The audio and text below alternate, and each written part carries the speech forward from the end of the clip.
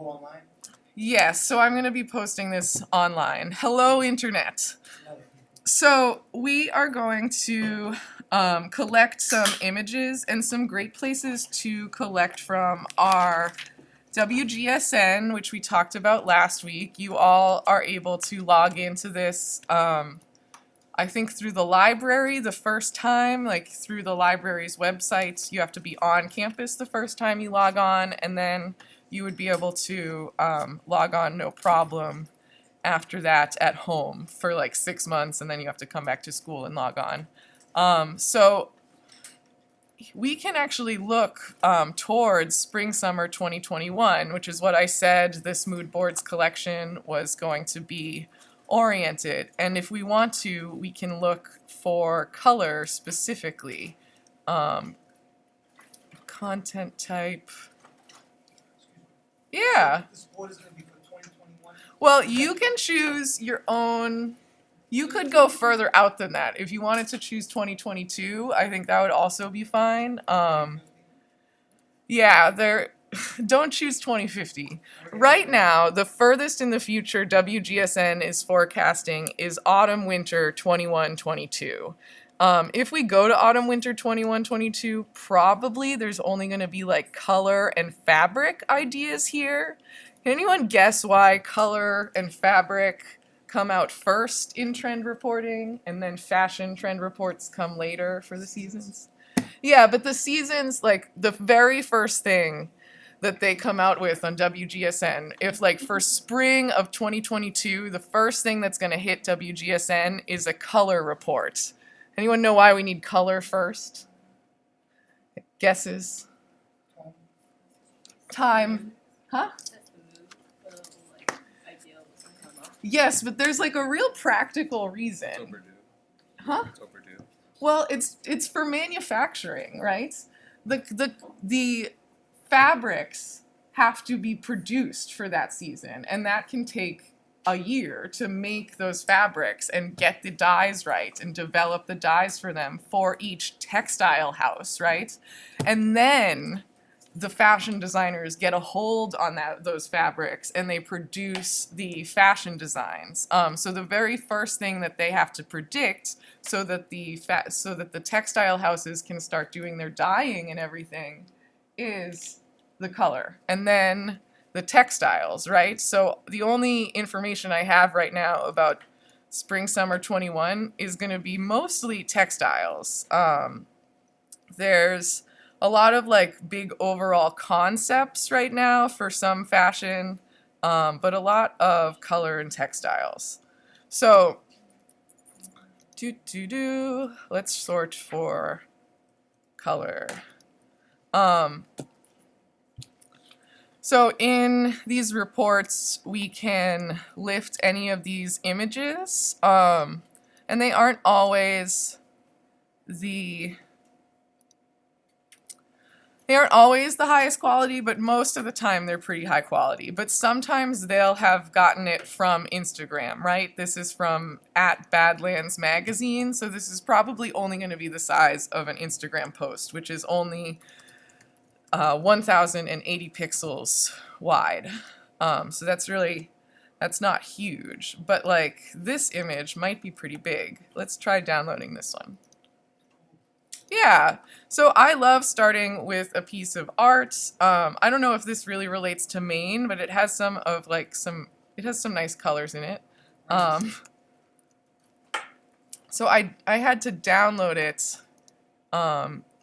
You can't really copy and paste from WGSN. It's not the end of the world, though. I am just going to drag it right from the Google Chrome doc to Photoshop. You could also drag from your downloads folder or your desktop to Photoshop. You know how it is. So there it is. We can hit enter. So right now, does anyone remember what this symbol means from last class? This guy down in the corner here. Yeah. Yes, you have to rasterize it. So right now it's a smart object. That means it's linked to the file that I just dragged in there. And if we saved this and brought it to my home computer, it wouldn't know where that file was. So I have to right click on it and choose rasterize layer. And now I can do things like select around it and all sorts of good stuff. But I wanted to hit on a few more places we can get images before I broke into the selection tools. So bear with me for one more second. So we talked about WGSN and kind of trend reporting there for a second. Another great place is Pexels, which has like really large photographs for free that are not copyright claimed. I haven't talked about copyright claim that much, but if you are going to if you were going to publish these mood boards, you would want to make sure that every single image on there didn't have a copyright claim on it. You can get away with some things, especially if you adapt or really change a photograph, but it's just a lot better to start off with, I just Pexels. So we want a Pexels beach. We're going to look up beach on Pexels. And these have the option to download really large files. So 3,000 by 2,400 pixels. That is plenty, basically, in order to fill up the whole background of my document. So let's try it anyway. So I'm going to choose download the original. And I don't need that. And I'm going to choose... So is that going to be a backdrop? Yeah, starting with a backdrop is a really nice option. I'm going to shut off this artwork for now. You can toggle on and off layers with this little eyeball that's next to them in the layer panel. So let me drag and drop that guy in, I guess. So, hold on. Let me make sure of something for a second. I'm going to go to image size, and check out how many pixels are in this image. So the width is 3,300. So that one is actually not quite big enough to take up this whole page. So maybe we look for a bigger one really quick. Right, that's only 3,000 by 2,400. So you can check how many pixels are in there by going to image canvas size and choosing pixels, which is helpful. I wonder, can we get bigger?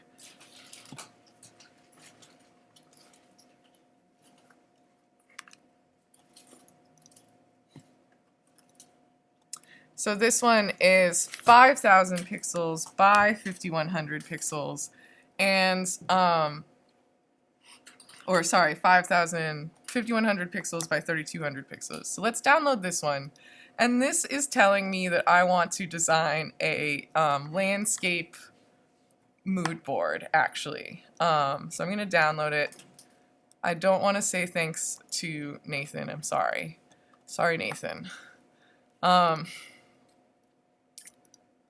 Let's drag this in. And notice that even though I know there are the right amount of pixels in this image, when I drag it in, it automatically resizes it to the 3,000 pixels wide that my board is. But I can turn it to the right and rescale it without worrying about it, because I know that this file has enough pixels. As soon as I rasterize the image, this would be a problem. But as long as it's a smart object, I could rescale it, and since it's still linked to the file, it's not going to be a problem. To prove to you that that image does have enough pixels, I'm going to go to File, New, and make a landscape tabloid. remember, you can, maybe I didn't talk about it last time, but you can change your orientation from portrait to landscape over here in this little process box. And we are going to drag that image in again. And this time it takes up the whole page. So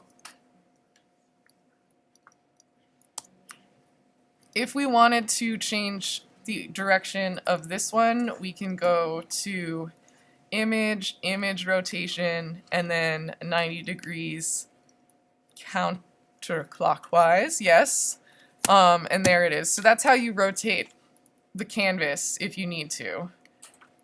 Image, image rotation, 90 degrees clockwise. So now we have our mood boards, our mood board. And what I can do is I think I'm going to make a structured mood board. So I'm going to start dragging out guides. So let's get a few guides down. And of course, we can break free of these guides if we choose to. We can always, you know, go beyond them. But I think to start out, getting some nice guidelines on there will be great. Even if you're making a collage mood board, guides can be nice. And on a collage mood board, a background image is maybe even more important than on a structured inspiration board, mood board. All right.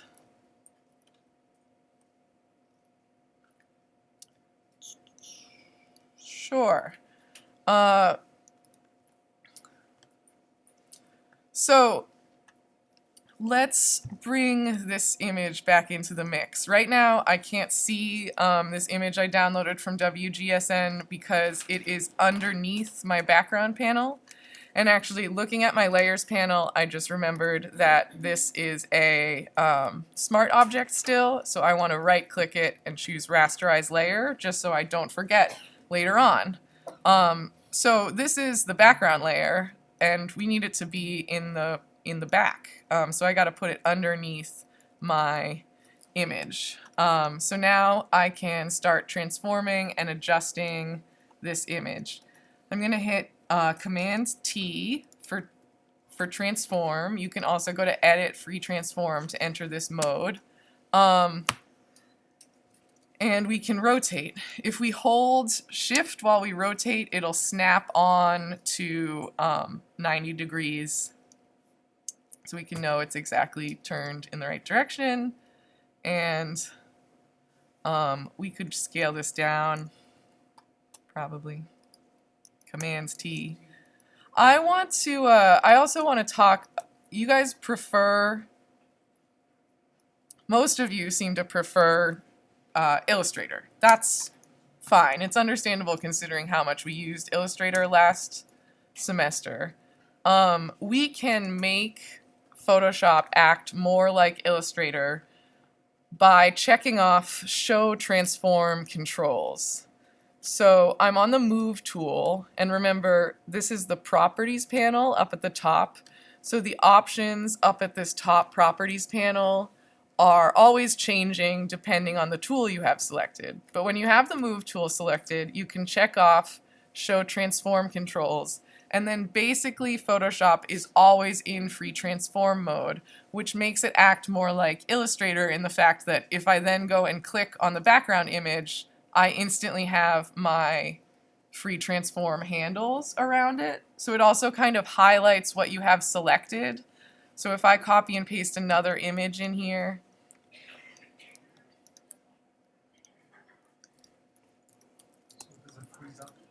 you have your transform controls instantly available. This image isn't big enough for me to use, I think, unless I can start splitting some of these up into sub-squares, right? I could have two that kind of like fit into here, but I think I'll just find a bigger image. But does that make sense, the Show Transform Controls? Most of the time I prefer to have it off and use Command T, but I'm a Photoshop traditionalist. Maybe that's not for you. okay, if I loved this image, which is too small, it's only 900 by 900, I can search for a bigger version of it or something similar to it by right-clicking on the image in Google Chrome and choosing Search Google for Image. I don't know if other browsers are like that, so I assume that they aren't, but on Google Chrome you can do that. So, huh? I don't even get medium. When you search for it, yeah, see, there's not always more sizes, right? It does seem to say that there are bigger versions of it, and there are. So this one's 1125 pixels. So let's try copying this, even though this is actually, this all seems to be stock photography, where people have put their own artwork for sale in these frames, if that makes sense. So this isn't the same cute main image that was there, but it's the same farmhouse style thing, so we'll copy it. We'll see if it's any bigger. Well, it will be a little bigger, but we'll see if it's enough. Yeah. Okay. So I'm gonna cheat and make it bigger.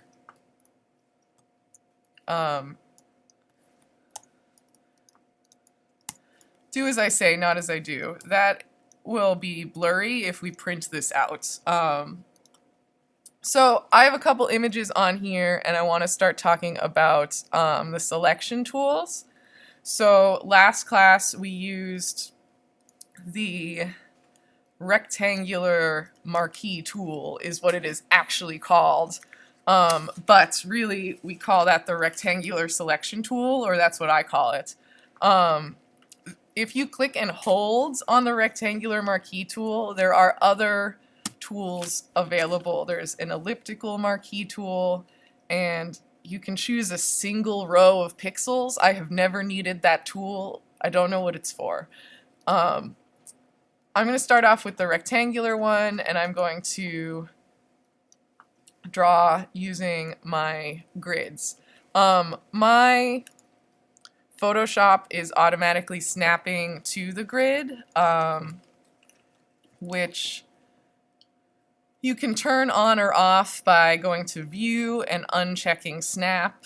Or if you go to the Snap to, you can tell it, like, I don't want you to snap to the guides. But most of the time I leave Snap on because it's really helpful. But there are certain times where, like, you're trying to do something really fine and it's snapping all over the place and you don't want that.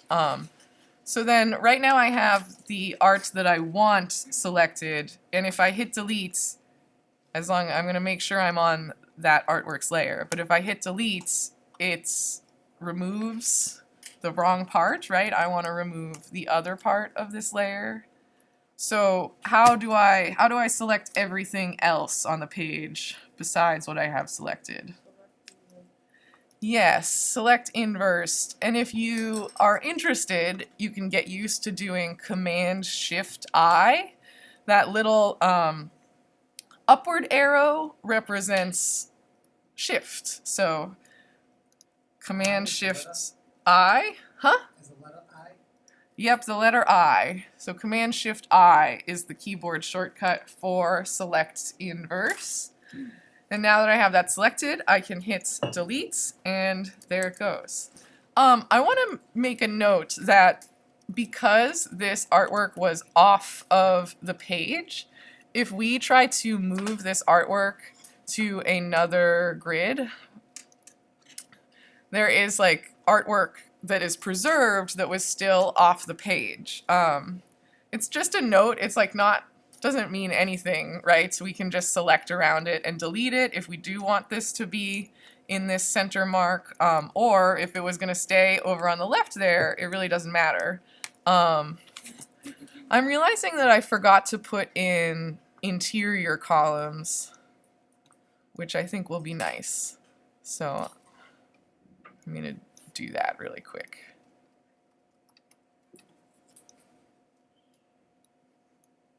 I guess we don't need one on that side. So I can delete this section of it in order to preserve some of the background peeking through there. So there can even be sections of this where, like, which tool? What? the rectangular selection tool. And so I'm going to use it again in order to select the area of this artwork that I want. So let me center this in kind of the section. And then I'm going to select with the rectangular marquee tool. And I'm going to do Command-Shift-I in order to select everything else, because right now if I hit delete, it would delete the wrong part. So Command-Shift-I, and then you can hit delete, and it's trimmed. So I want to talk about using some of the other selection tools. Does the rectangular marquee tool make sense? Now that I've said I want to move on, I feel like I forgot to mention something. So just real quick, if I'm using the rectangular marquee tool and say I select around this artwork, if I click into the selection with the marquee tool still on, with this selection tool still on, I move the selection itself. Okay, so I can adjust the selection a tiny bit if I needed to. And this is useful if you want to use a selection over and over again. You can actually do that. But if I move it with the move tool, I am actually going to move this section of this layer. Okay, so click and drag with the move tool and it cuts a hole in the artwork. So if I place this here and I deselect, this is now part of this, it's still part of this layer. It didn't become a new layer or anything, and it all moves together. So I just wanted to point out what happens when you try to move the selection with these two different tools. All right. So we have other selection tools to choose from. Let us get a some kind of fashion image. I guess I'll use Google.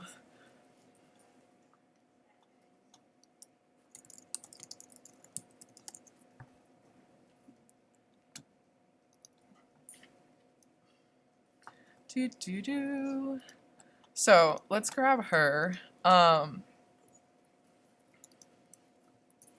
Hopefully she's big. Ugh. I'm filtering for large.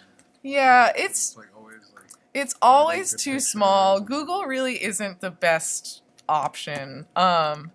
We can try searching Google for the image, but really it doesn't always help. 3 times longer.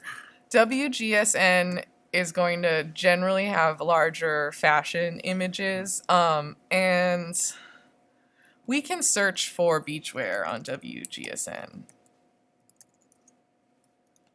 and try to get an image that fits in with our collection. So let's try downloading this image, see how big this guy is, and we'll drop it right into Photoshop here. All right, so that's pretty big. So we are going to have her break out of the grid and across the page. So I think I might actually remove her towel from the situation. And let us see. I am going to cheat and make her a little bigger so she goes all the way up to the top edge. And now we're going to select around her and remove the background. So she's going to start from this square and she's going to go all the way up to the top. And she's right now cutting off the images underneath her, but that's okay. So with our various lasso tools, we can select around oddly shaped images. We don't just have to use the rectangular marquee tool, obviously. I accidentally moved this guide, and I want to say that you can lock guides by going to View, Lock Guides, which is helpful just so you don't accidentally move them around.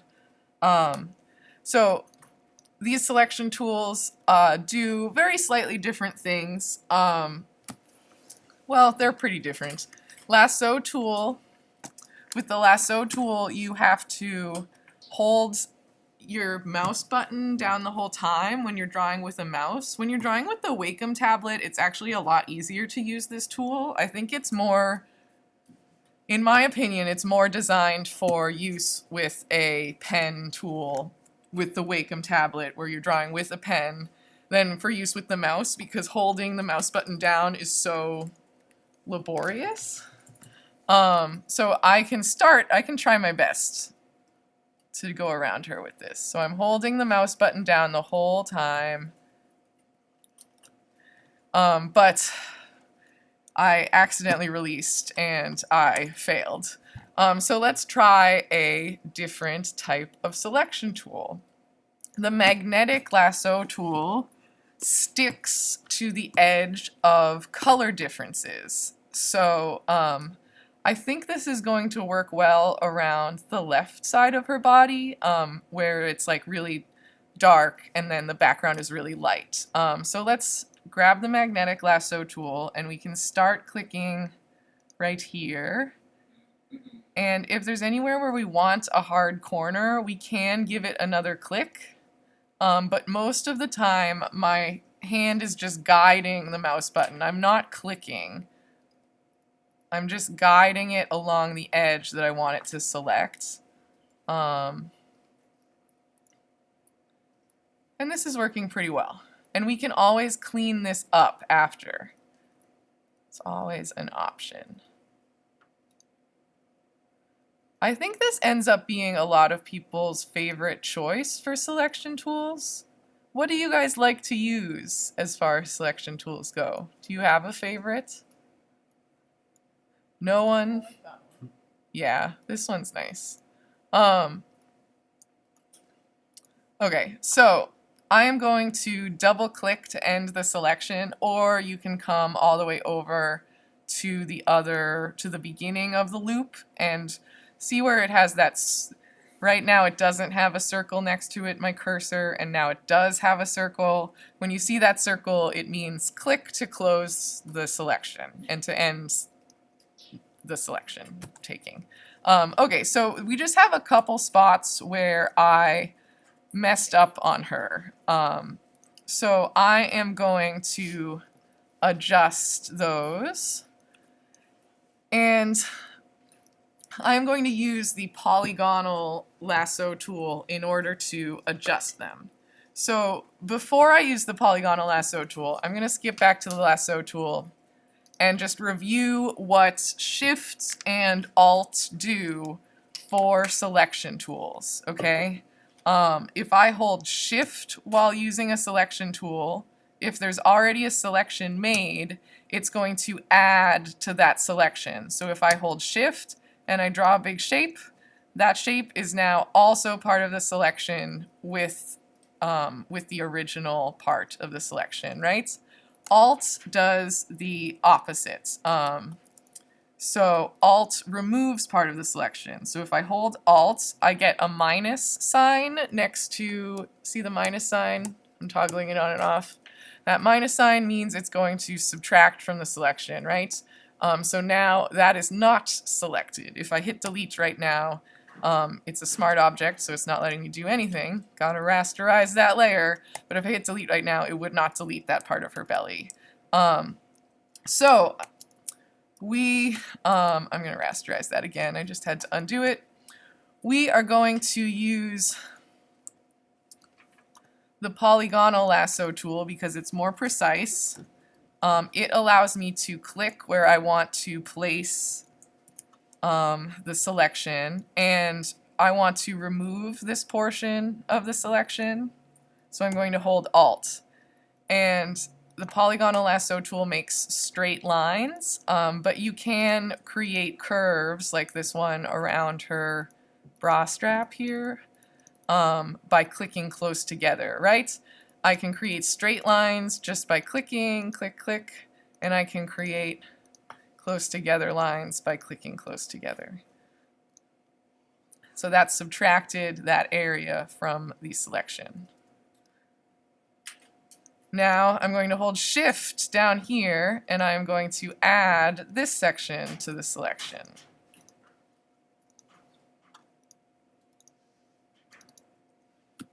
Okay, so now, does that make sense first off? Shift and Alt and what they do for selection tools? Okay. I have a question. So Yeah. when you have a detailed image and you do that, it looks really croppy and there's a lot of like white in the background. How do I make it so a detailed image but looking clean?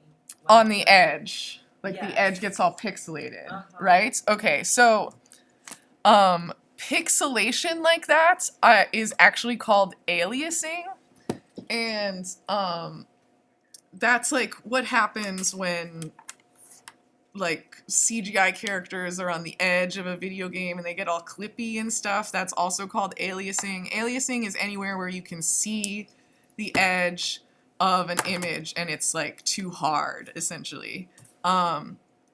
Anti-aliasing is going to prevent that. Now, last semester we talked a lot about like shutting off anti-aliasing in a lot of strategic locations. If you want a really precise edge, you definitely don't want anti-aliasing checked, but if you want a nice smooth edge in your nice clean mood board, it's totally fine to have anti-aliasing checked for your whole mood board. Oh, I forgot this section of her body. Let me grab the magnetic lasso tool and I'm going to hold Alt and just subtract this little notch. And we can talk about. Say lasso or magnetic lasso? Right now, it toggled to the polygonal lasso tool for reasons I cannot explain. Oh, and now it's back to. It was because I was holding Alt. You can toggle between some of the lasso tools. I was using the magnetic lasso tool there, or that was what I was trying to do. All right, so we can compare anti-aliasing versus something that is aliased in 1 second, but we are going to hit delete on this lady, and that's going to do the wrong thing. So we're going to go to select inverse or Command Shift I, and now we're going to hit delete. There we go. So the way that she interacts with this is pretty interesting, but maybe there could be a better image behind her that would be more interesting. We can always find one later. Those are all of the selection tools. Guides using a background image. So I'm just going to do an example of something that has anti-aliasing turned off and something that has anti-aliasing turned on. So we can really nail that difference down. So maybe that's not the best choice. Maybe we will select around, yeah, we'll select around this lady. She's just on my board. So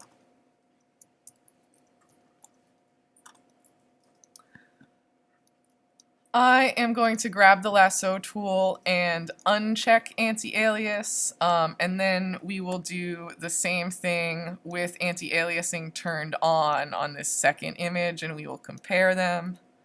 And I'm going to do this real quick with the regular lasso tool, so this is not going to be precise, but hopefully we'll be able to get an idea of the difference. So this is anti-aliasing unchecked, which means that the image is going to be aliased, which apparently means that it's going to be pixelated. It's not just a television show from the 90s. All right, so we're going to do select inverse and we're going to hit delete. Got to make sure we're on the right layer. Not the right layer. With the select tool, the move tool, if you have auto select on, checked off, you can click on it and then it will automatically choose the right layer. All right, so there we go. We can hit deselect, and ignoring the fact that I chose around her so quickly, she, you can tell, is pretty pixelated. So let's try it again on this one with anti-aliasing turned on.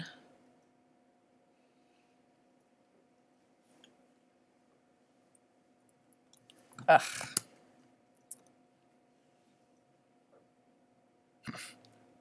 She's gonna look a mess.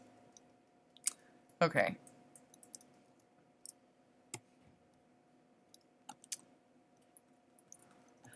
All right, so then Command Shift Inverse, make sure we're on the right layer, and hit delete, and we'll deselect. So let's compare her edge to the edge of this other beautiful lady. It's subtle, even on my computer. Can you guys tell the difference? So the one on the right is anti-aliasing. This has anti-aliasing checked. Right? Anti-aliasing was checked for this one, and anti-aliasing was not checked for this one. So I'm actually going to shut off the background, and let's really zoom in on these two edges. I'm going to move them even closer together. So what anti-aliasing does, practically, is it adds a transition pixel between the edge of your image and the background, a semi-transparent transition pixel. So this image has no transition pixels, it's just the color goes right up to the edge, where this image has this really soft fade out. See these 3 pixels on each row? That was anti-aliasing doing that. Yeah, it's on every selection tool, and then anti-aliasing also is on the paint bucket tool, and a few other tools that you might run into. So it's always good to check your property panels before using it to kind of decide, do I need anti-aliasing right now or do I not?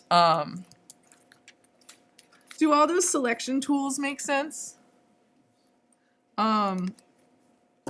Okay, where are we? Sorry. I'm not sure when we're supposed to take a break in this class. Huh?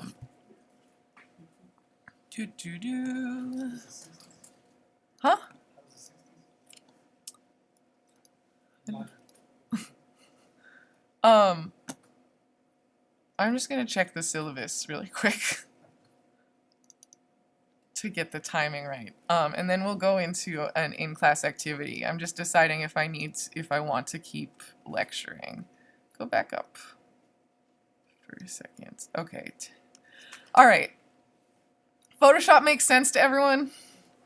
I'm going to draw a flat for you guys, and then when we come back from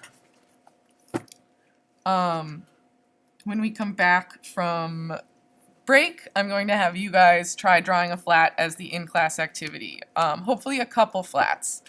So I have to launch Illustrator, but while I do, I am going to use the pen tool to draw in Illustrator.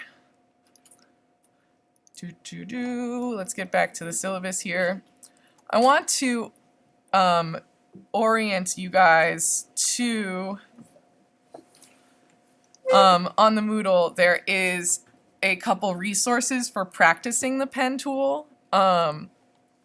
So there are these Illustrator tracing worksheets that are pretty helpful for getting the basic functions of the pen tool down. And then there's like a more complicated one where you would practice tracing around these shapes. And then there's also a pen tool game on the Moodle, so there's a link to it, which is called the Bezier game. Bezier. Anyway, this word is the type of curve that we are drawing. I'm going to go over this in Illustrator too, but you click to place points in Illustrator with the pen tool, with the Bezier curves, and you click and drag to make handles for lines, right? So this is called an anchor point, this square, and these circles are called handles. So if you are clicking and dragging with the pen tool, you are not making a line that will be visible.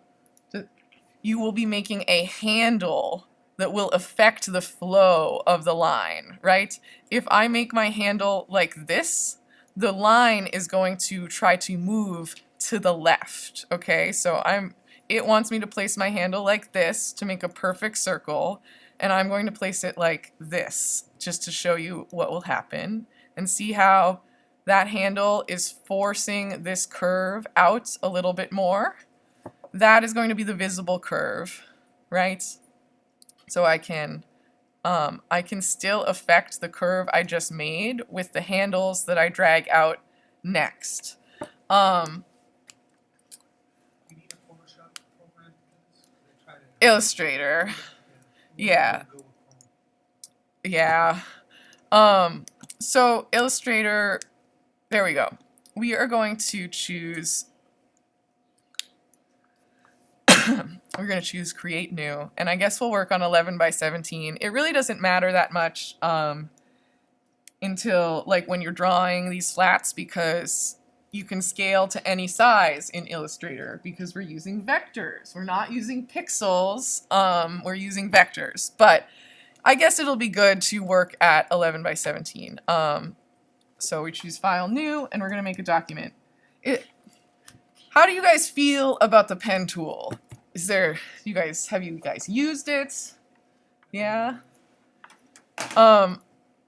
If you are unfamiliar with it, I would recommend trying to do, maybe not, honestly the game is like not the best at teaching you how to use it, but the tracing worksheets, trying to get through those will be helpful. I'm actually going to do the very first tracing worksheet on the screen right now, just in case.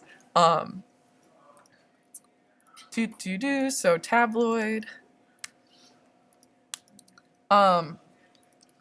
We are generally going to work from a template when we're working in Illustrator. So by doing this first worksheet, I'm also going to talk about how to make a template. So we will place that image. We can drag it in just like we've been doing in Photoshop, maybe. Or you can go to File, Place. There it goes. Trying to teach me how to use its program.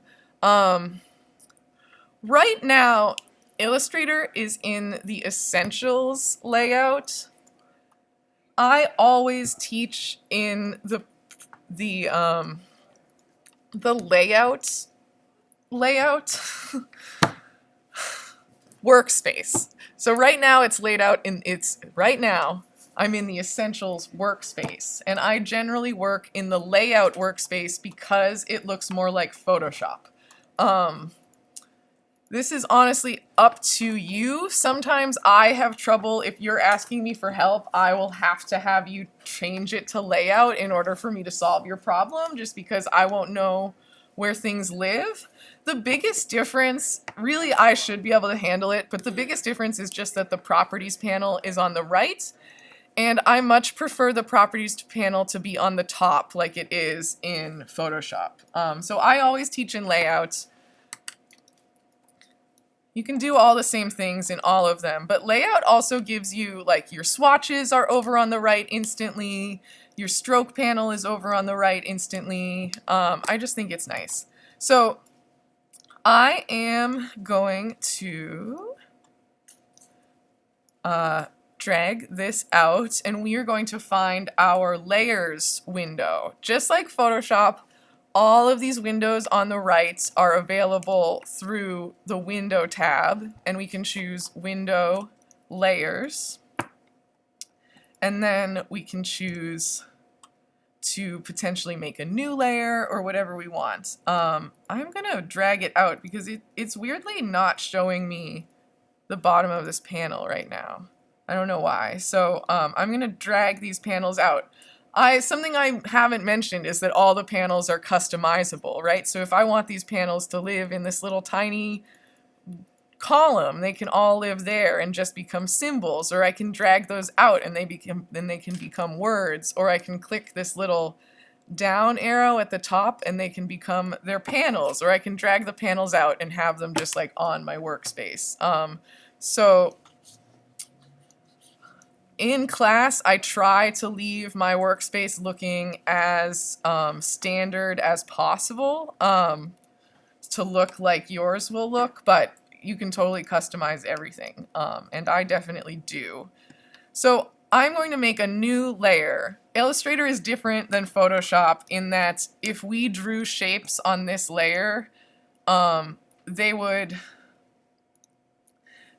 be selectable on their own, but all on the same layer in Photoshop. And Photoshop stacks things front to back on the different layers. So we are going to make a new layer and we're going to lock layer 1. So we can lock it in a couple ways. I think the most straightforward way for beginners is to double click on the layer and check off template, and template automatically locks and dims the image, so you can easily draw over it.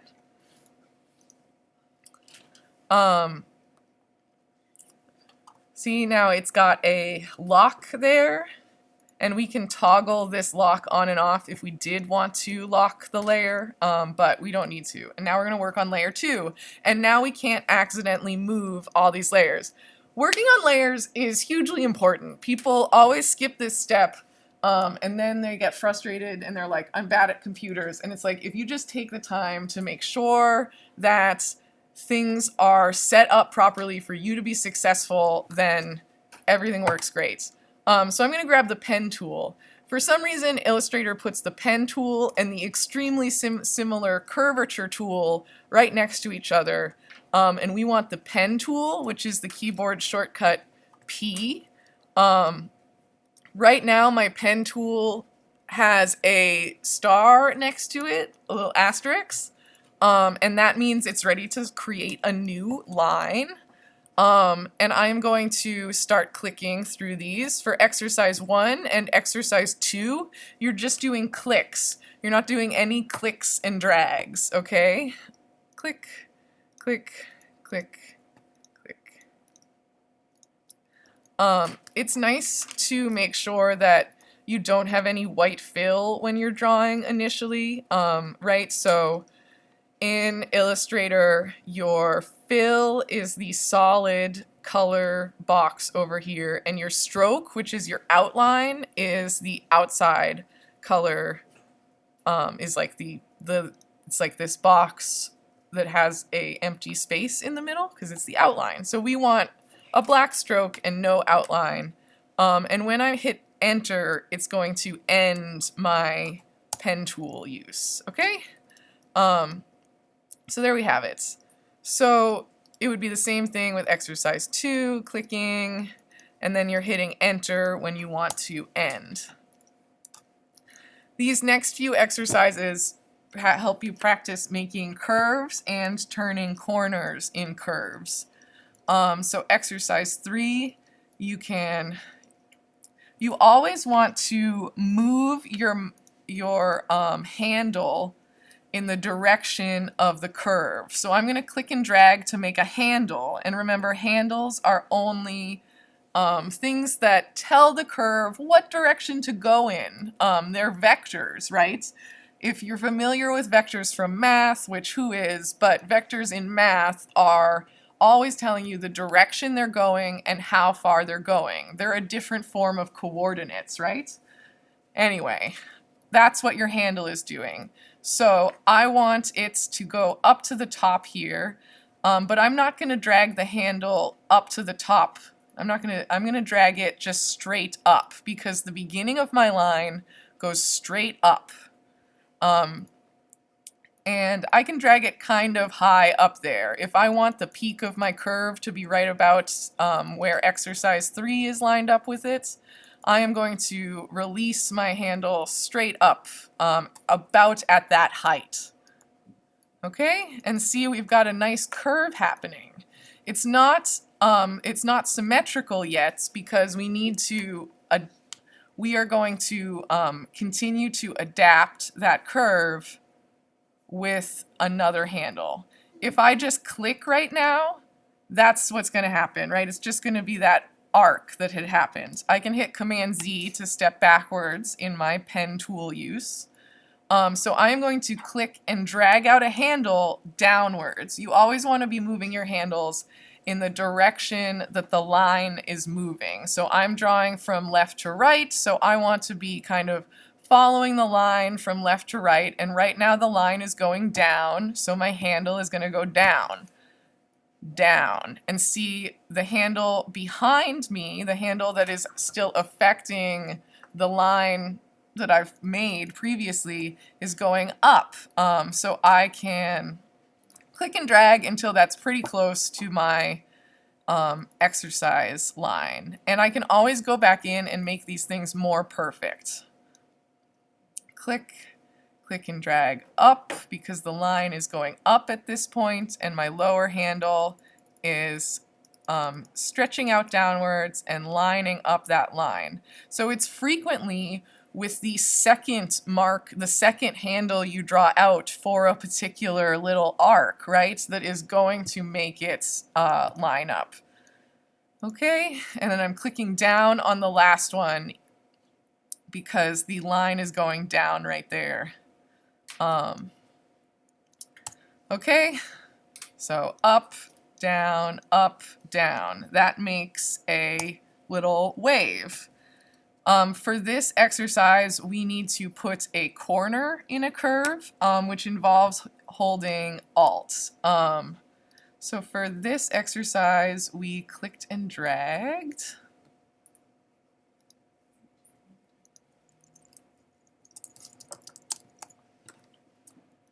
And for this next one, we are going to click and drag, oops,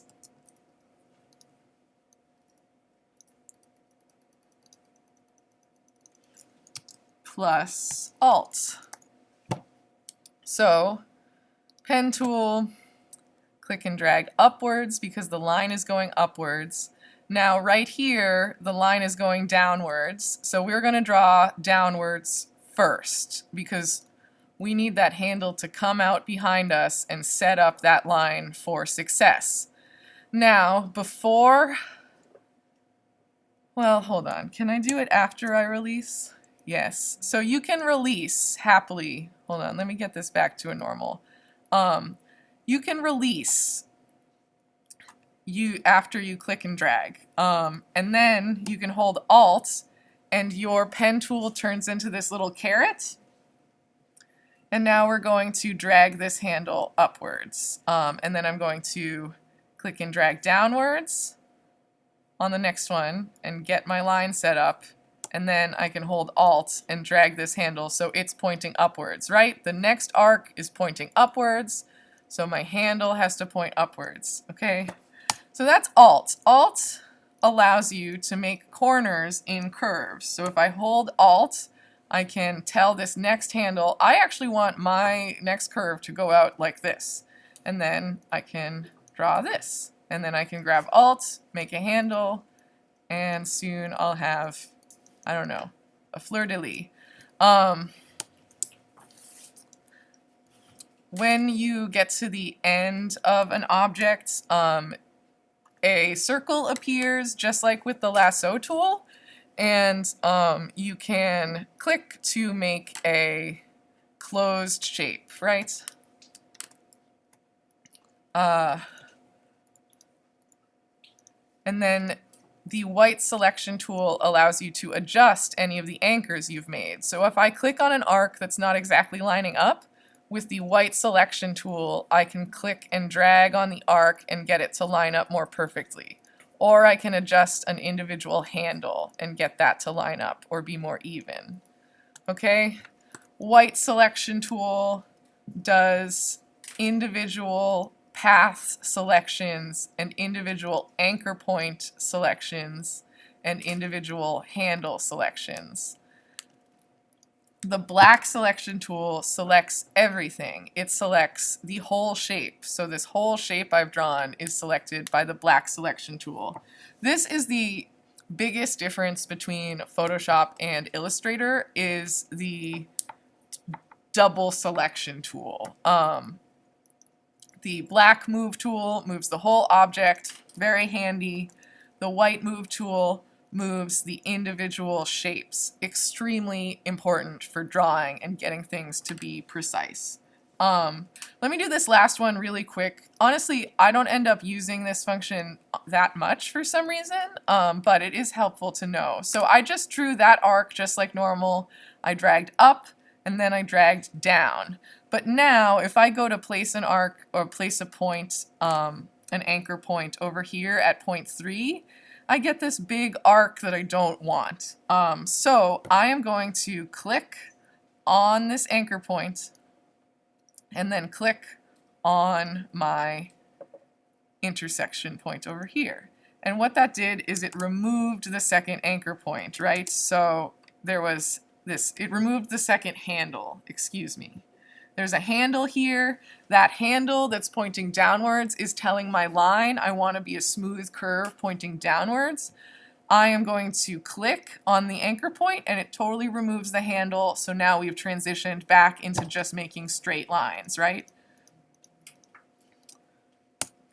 Same kind of idea for exercise 6, except it's backwards. We're going to click twice to make this straight line. And then we want this line to be curved, so we can click and drag on this anchor point, and it is going to drag out one singular handle.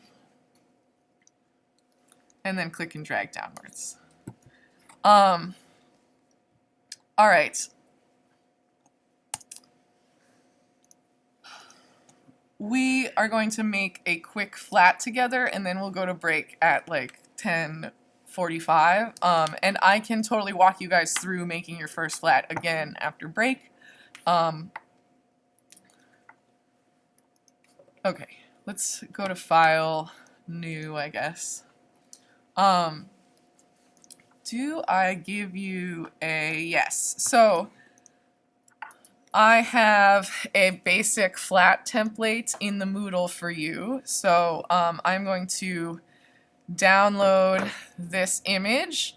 Flat templates and fashion croquis are different because fashion croquis often involve like a lot more movement in the body, right? The person will be walking, they'll have their hand on their hip, where flat croquis are there entirely for the proportions. We remove these croquis from the end product. They aren't visible. So I'm going to copy it, and I'm going to paste it in my new tabloid land here.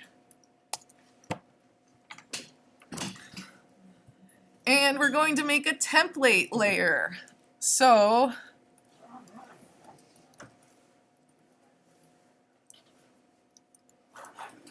hold on. Okay. I didn't hold shift. You do have to hold shift in Illustrator when you're scaling things, or else they get out of proportion. Which croquis was that? The blouse? Say it again? Which croquis was that? The blouse one? It is called Library Basic Flat Templates, and it is in today's class, January 31st, way at the bottom. So we don't want to accidentally move this around at all while we're making this. So we are going to make it a template. So I'm going to double click on the layer and check off templates. There we go. And notice right now it's saying like you can't draw on this layer, you can't do anything on it because it's locked. So we'll make a new layer for all of our drawings. And we are going to draw a t-shirt flat. So we only have to draw 1/2 of the flat first. So the first step is to actually drag out a guide.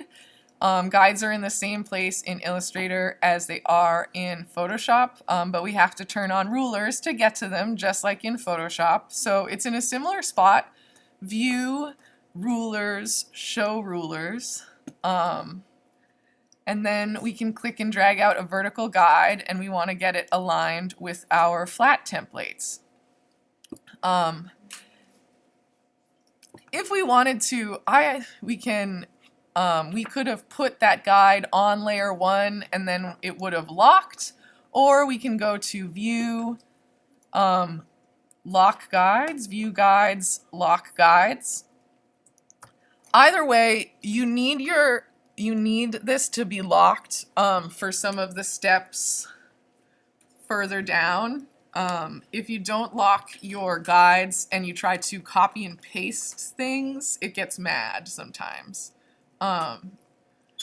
It's not copying and pasting, but there's some moment where we're like, oh yeah, it would be a lot better if your guides were locked. Like that would function a lot better. So our guide is locked, and we are going to start drawing a t-shirt flat. So I only need to draw 1/2. I tend to draw the left half as I am looking at it, and I am going to start in the center of her front and drag to the left. And this is just my handle, remember, this isn't my line. So I am actually going to make it slightly not perfect. A perfect center would be totally horizontal, but I'm going to make it slightly wonky so that we can fix it later. So we've dragged out a corner or a curve for the neckline, and then this shoulder seam can be perfectly straight. So I can click and click for my shoulder seam. Hold on, this doesn't have any black on it.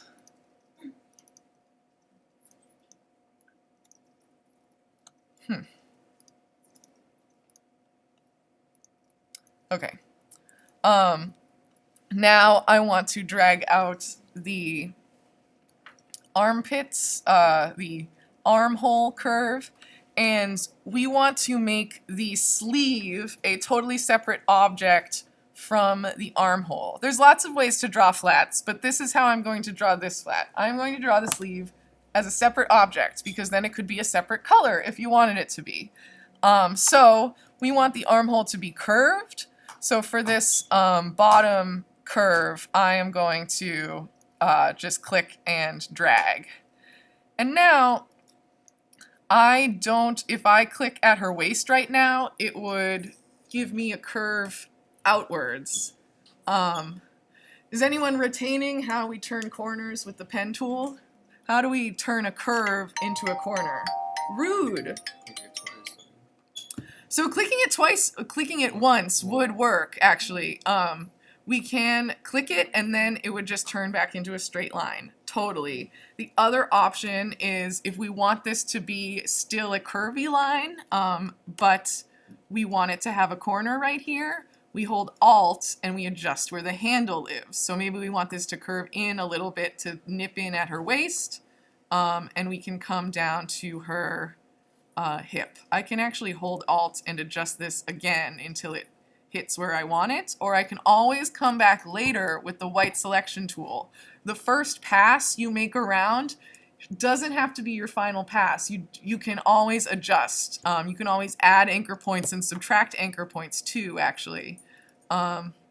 So I am at her hip, and now I'm going to go a tiny bit lower, and I'm going to drag out a curve so that it has a nice curve along the bottom.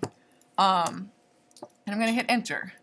So I am going to make this into a whole shirt now. We are going to reflect it across the center line. The most easy way to do this is to go to Edit, Object, Transform, Reflect, Object, Transform, Reflect, or you can right-click with the object selected and choose Reflect. It's really important that while you are reflecting, you are on the black selection tool. You have the whole object selected and not just one anchor point. So right-click, transform, reflect. And we want to reflect over the vertical axes. If we check preview, it will show us that we are flipping in the right direction. And we want to make sure we hit copy here so that we make a second version of it, because we need both sides of the shirt. Okay,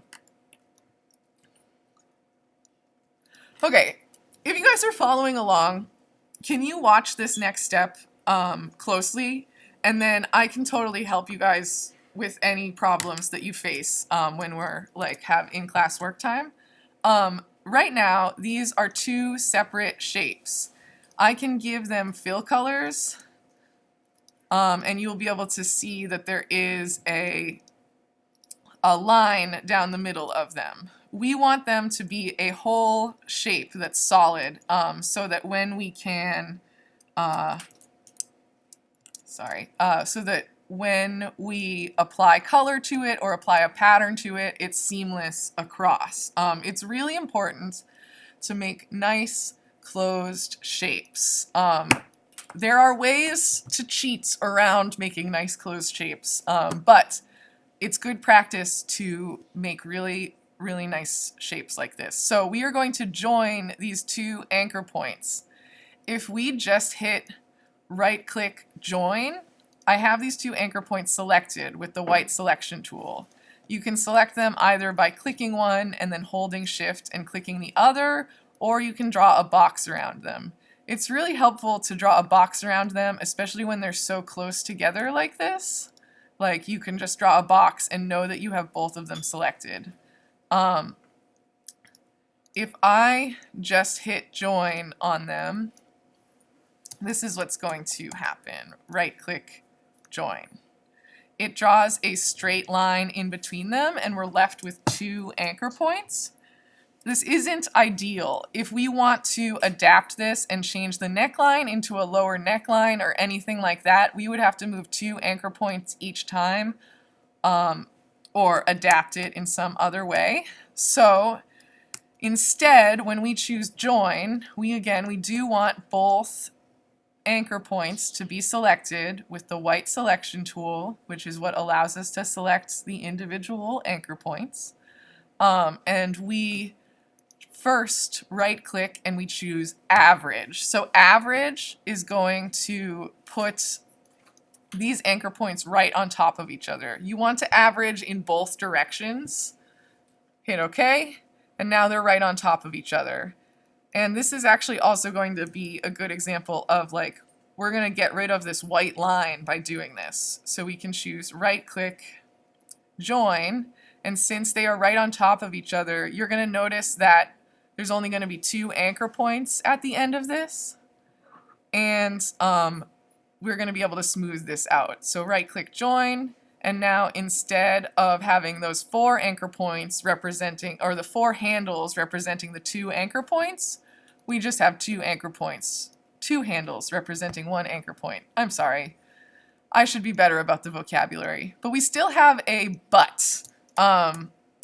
This butt shape here that's happening, right? And this happens when you, when you're first drawing your neckline. If you have any kind of waver in this up or down, you're going to get this butt shape in your joined, reflected flat.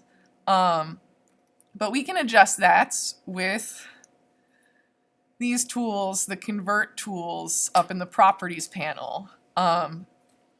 So I just need to select this anchor point and choose this smooth anchor point up here, which is going to convert the selected anchor point to smooth.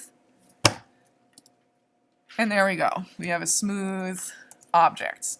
It's good practice to also join the bottom. We've already gotten rid of any lines in it, like that were made by having two separate shapes. But we should choose these for good practice and choose right-click average and then right-click join. So you should write that down. Right-click average, right-click join. That's how you make two anchor points one, okay? You don't have to sing it. I am embarrassed. So let's do sleeves really quick, and then I promise we will actually go to break. I feel like I've been talking about it for a very long time. For sleeves, my favorite type of sleeves utilize the stacking function of Illustrator. What I mean by that is that if we draw a shape, this shape is on the same layer as my shirt, but it is on top of it. We can send it to the back of this layer by going right-click, arrange, send to back, right? And we could have many layers of objects on a single layer, many stacks of objects. So we are going to draw a sleeve. We can actually draw a sleeve using a rectangle. We'll talk about that later. I'm going to draw the sleeve using the pen tool. The pen tool has a star symbol next to it right now. That's good. We want to start a new line, and that's what the star symbol means. So I'm going to start a new line right here, and I'm going to draw the sleeve. If I stopped right here, can you guys see the problem? Yeah, it's not filled. The arm has a big hole in the color there, and we would want this to be able to be completely filled with color and be a beautiful, perfect illustration. So I could copy and paste this line and join it to the shape, and then they would be perfectly aligned, but instead I'm going to overlap, right? You guys all watching? Yes. I'm drawing a big interior sleeve shape. This isn't going to show in your final artwork. All this is doing is allowing us to send this to the back, and then we don't have to worry about trying to match this line. It also makes really nicely adaptable flats. Like if we needed to make this a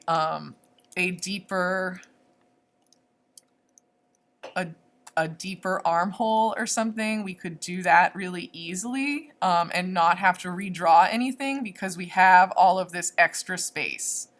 Okay, so we use the stacking function of Illustrator to make it so that we don't have to